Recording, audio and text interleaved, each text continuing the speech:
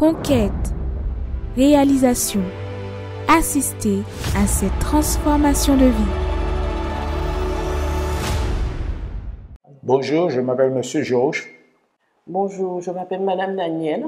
Avant d'arriver au centre d'accueil, j'étais une femme alcoolique, dépressive, avec une famille détruite, vraiment dans la souffrance. Je buvais de l'alcool toute la journée, j'avais des enfants, je ne savais pas s'ils allaient à l'école ou pas. Je ne nettoyais pas, je faisais rien en fait, j'étais bien dans mon monde avec l'alcool.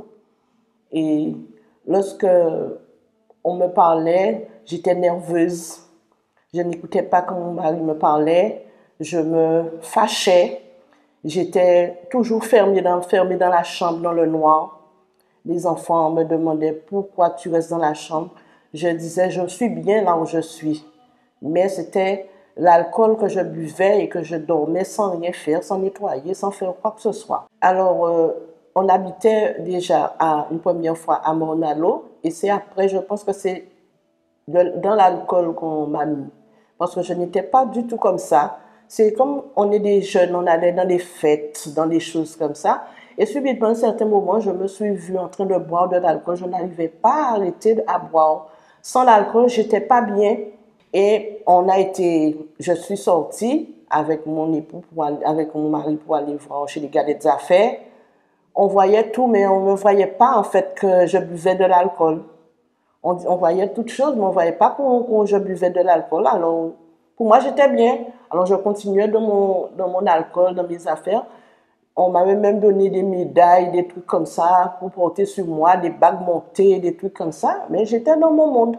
Ça n'a rien changé, la situation, ça n'a pas changé la situation. Au contraire, je tombais encore plus dans l'alcool. Jusqu'au moment où mon mari est parti un soir, et je suis tombée, j'ai fait une crise, on m'a amenée à l'hôpital. Et arrivée à l'hôpital, on ne pouvait rien faire pour moi parce que j'avais une force en moi, ce que m'a dit l'infirmière. J'avais une force en moi, personne ne pouvait me tenir. Alors à ce moment-là, ils m'ont attachée. Et le lendemain, je me suis levée, couchée sur un lit. Et dans un endroit, il y avait une barrière, attachée bien, mais j'étais attachée. Et je voyais à travers la porte des personnes, comme des personnes en fait, des personnes folles en fait, qui traversaient. Jusqu'au moment où l'infirmière est venue vers moi et elle m'a regardée, elle n'a rien compris. Et c'est quand elle m'a dit, on vous a amené ici. J'ai demandé, qu'est-ce que je fais ici parce que je suis attachée. Et elle m'a dit, madame, vous êtes arrivée hier soir ici, personne ne pouvait vous tenir. Vous avez une force en vous, personne ne pouvait vous tenir. Donc, on a laissé un courrier, vous devez voir le médecin, je pense même qu'on va vous interner. Dans cette souffrance, cette humiliation, j'ai vécu 10 ans comme ça, dans l'humiliation, dans la honte. Et lorsqu'on est dans l'humiliation, on a des personnes autour de nous, des amis autour de nous, mais tout le monde m'avait laissé tomber.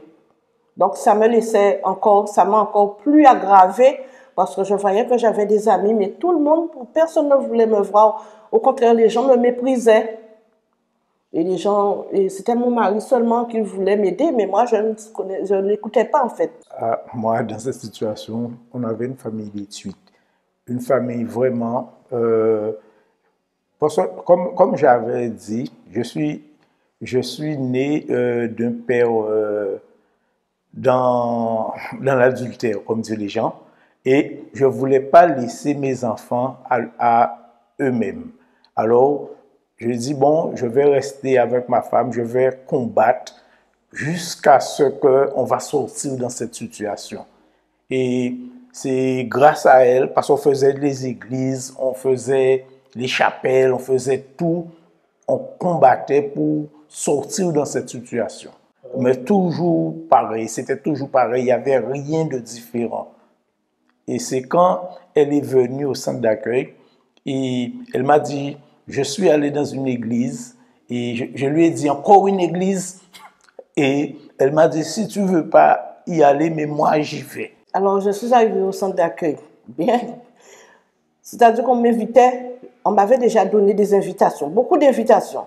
Je disais, je n'ai pas le temps, je ne vais pas venir, ou peut-être je verrai. Et un jour, je suis venue ici, je ne sais même pas comment j'ai fait pour venir, je me suis trouvée ici un vendredi. Et après, l'épouse du pasteur est venue me parler et m'a expliqué, madame, il faut faire des chaînes de prière. Mais pendant la prière, après la prière, je me suis sentie meilleure que quand je suis rentrée. Alors, quand elle m'a dit ça, j'ai dit, je vais continuer.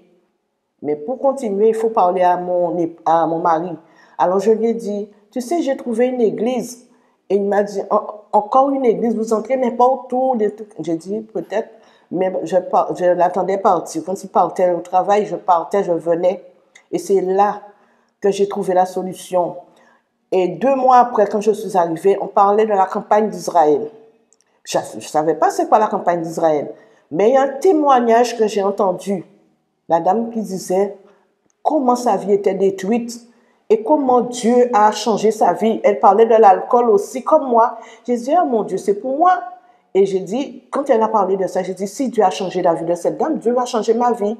Je me suis dit, bon, moi, je ne sais pas c'est quoi la campagne d'Israël, mais j'y vais, je me lance. Et à ce moment-là, j'ai dit, Seigneur, je me lance à 100%.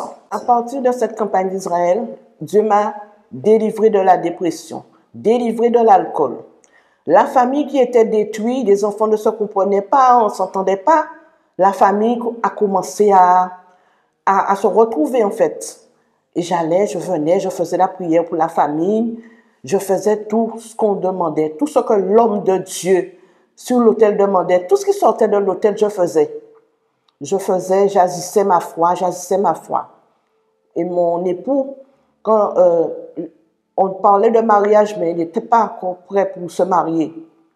Et quand j'ai fait la campagne, j'ai vu que Dieu m'a délivré de l'alcool, j'ai vu que Dieu a commencé à réunir ma famille. J'ai dit non, il faut que je fasse quelque chose en fait pour Dieu. On parlait d'évangélisation. J'ai dit, je vais aller évangéliser. Après, on m'a parlé du Saint-Esprit. J'ai dit, Seigneur, je veux ton esprit pour continuer. Et là, je me suis battue, je me suis combattue. Campagne après campagne, j'ai fait. Campagne après campagne, campagne du Saint-Esprit, jeûne de Daniel. Je me suis lancée à 100% pour avoir l'Esprit de Dieu.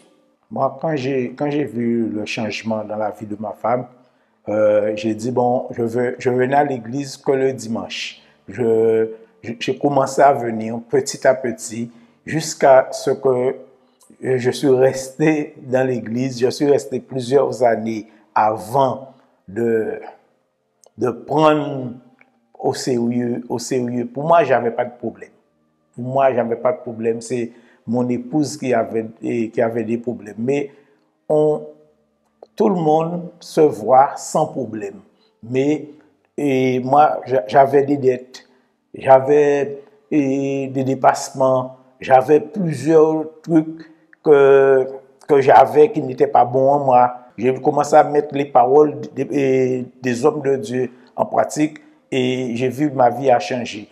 Et la famille aussi a changé. On est devenu une famille unie, une famille avec plus de force et on s'est mariés sur l'autel de Dieu.